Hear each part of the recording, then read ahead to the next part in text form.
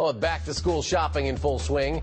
Stores slashing prices, hoping to lure customers who still need some supplies, but there may be a difference between what you think you're paying and the price you actually pay. The 19's Maria Guerrero joins us now, and she's on your side. It may have happened to all of us, Eric. You see something for one price, but when you get to the register, you're charged something else. By state law, you are supposed to get refunded for any overcharge. We tagged along with the Wisconsin Department of Agriculture, Trade, and Consumer Protection as it puts stores to the test.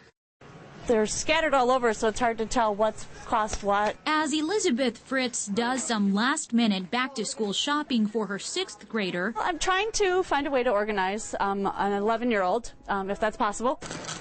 Another parent is hitting the aisles, too.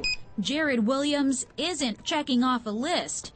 He's looking for pricing mistakes. An error is either an overcharge or an undercharge. We do count either one as an error. Williams, an inspector for the state's Department of Consumer Protection, inspects grocery and big box stores like Shopko once a year. Errors happen. That's why they are allowed a 2% fail rate. So they're allowed one item out of 50 on a 50-item scan. Penalties for 2 or more errors can lead to fines. Yes, I've seen stores that have had large percentage errors.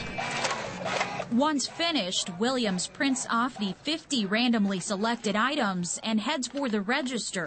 It's a responsibility of the store to make sure that their prices are accurate, but everybody's human and there's eventually going to be errors. They might miss something. Out of 50 items scanned, Williams finds one mistake in the pricing of an infant pacifier. So this is actually an undercharge, which is a good thing. While this store passes with flying colors, the state says it is up to shoppers like Fritz to do their part, too. I pay attention to when they're scanning to know that, what's going through is actually what I was charged.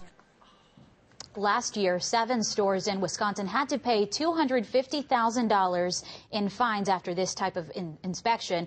We want to point out that the undercharge error found at Shopko ended up not being counted because there was a sign posted on the sale price, so the store actually ended up with a perfect score, Eric. And we don't mind the undercharging. No, as you consumers. don't. You're not probably going to talk about that one, yeah. No, it takes a little work, but what can customers do to make sure this doesn't happen? It is also up to the customers. DATCAP advises for you to bring like a store ad with you. You want to write down the prices as you shop. Stores also have to give the customer a refund for an overcharge, but some stores will have a policy of giving you double the difference. It does vary from store to store, so it's something that you really want to pay attention to each individual store's policy. All right, Maria Guerrero reporting, and we'll have more on your side information still ahead this half hour after weather tonight. Maria, thank you.